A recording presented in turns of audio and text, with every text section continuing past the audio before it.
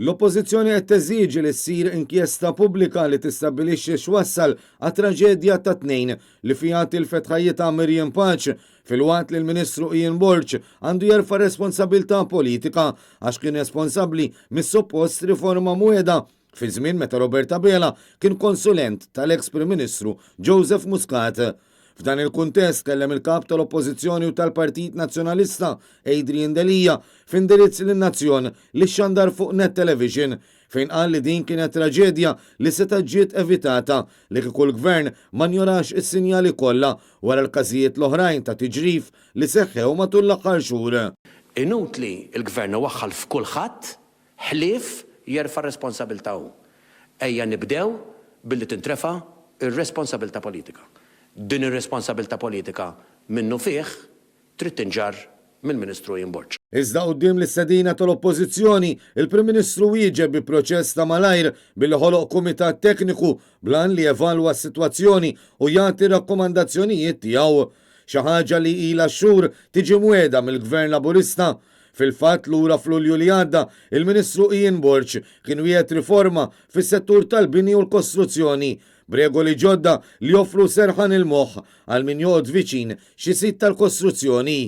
Iżda jidher li minn dakinhar inħlew aktar minn 8 xhur għax dak imniedi minn Roberta Bela u l-istess bħal dak imwiegħed mill-Ministru Borch u li jidher li ma ħalla l-ebda effett. Il-kap tal-Partit Nazzjonalista spjega għaliex qed jitlob li responsabilità politika tinġar mill-Ministru Ian Borch.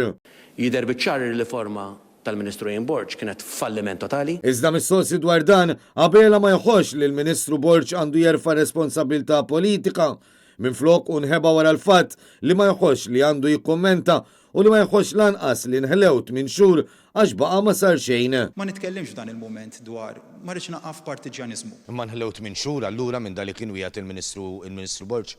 Inħlewt minn xhur. Minix qed ngħidlek illi nħlew 8 xhur. Lanqas Konrad Mizzi li kien Super Minister fil-Kabinet Laburista ta' Muscat ma ħass li kellu jikkundanna in-nuqqas ta' responsabilità politika tal-kollega tiegħu Ian Borch.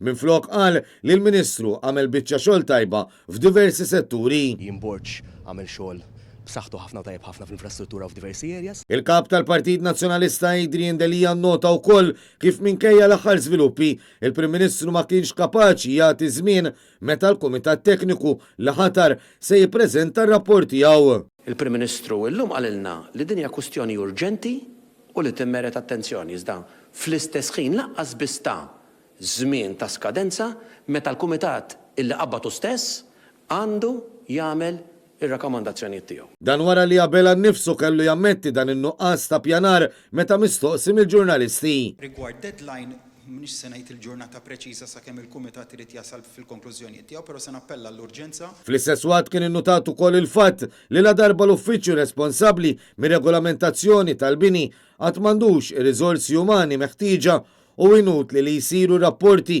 la darba l-awtoritajiet ma jkollhomx biex jaħdmu.